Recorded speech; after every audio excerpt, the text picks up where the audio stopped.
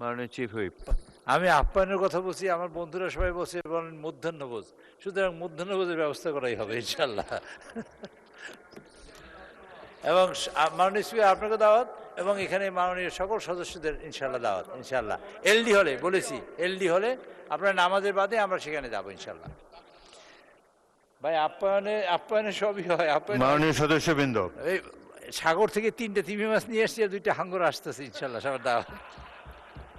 মাননীয় সদস্যবৃন্দ, সংসদের মসজিদে জুমার নামাজ এর জামাত 1:15 অনুষ্ঠিত হবে।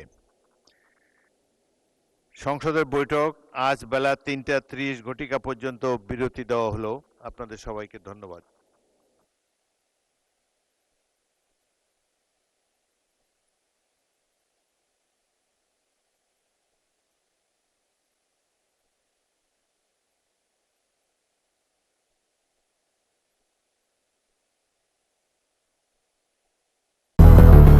বেশি সার্ভিস ও ফিচারে লেনদেনের সব বিকাশ অ্যাপে সম্ভব।